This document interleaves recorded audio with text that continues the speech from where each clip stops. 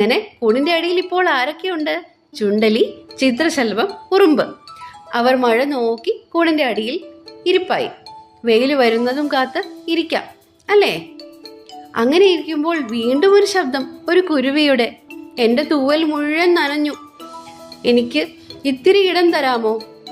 എനിക്കിനി പറക്കാൻ വയ്യ. നിങ്ങൾ ഇത്തിരി സ്ഥലം തന്നാൽ ഞാൻ അവിടെ മഴ നനയാതെ ഇരിക്കാമല്ലോ. ദയവ് ചെയ്തു നീങ്ങൂ.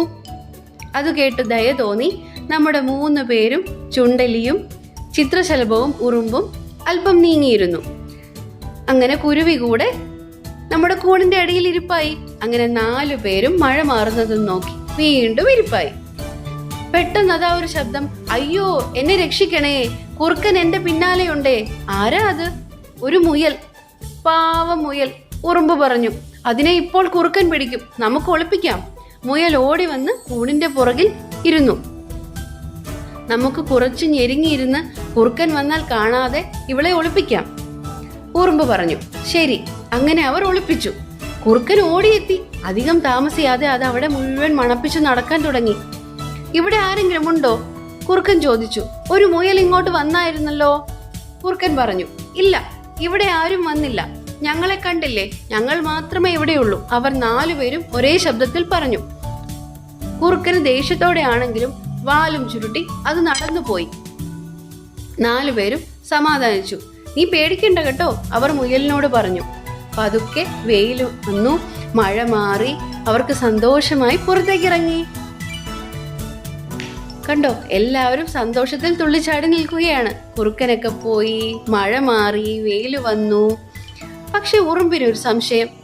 ഞാൻ ആദ്യം വന്നപ്പോൾ ഈ കൂടിന്റെ അടിയിൽ എനിക്കിരിക്കാൻ പോലും കഷ്ടിച്ച സ്ഥലമായിരുന്നല്ലോ. പിന്നെ എങ്ങനെ ഇത്രയും വലുതായി ഇപ്പൊ കൂൺ? ഞങ്ങൾ 5 പേരും ഈ കൂണിന്റെ അടിയിൽ എങ്ങനെയിരുന്നു?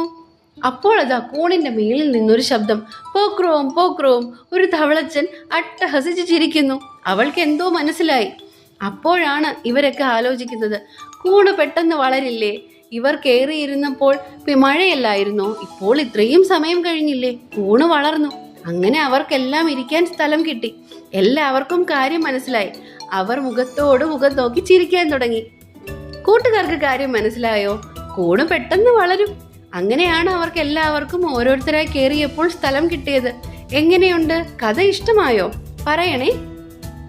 കൂണിന്റെ അടിയിൽ നിന്നുള്ള ഈ കഥയിൽ നിന്ന് കൂട്ടുകാർക്ക് എന്തൊക്കെ മനസ്സിലായെന്ന് താഴെ കമന്റ് ചെയ്യണേ. അടുത്തത് ഏത് കഥ വേണം? നിങ്ങൾക്ക് എങ്ങനത്തെ കഥകളാണ് ഇഷ്ടം എന്ന് പറയണേ. Thank you. Bye bye.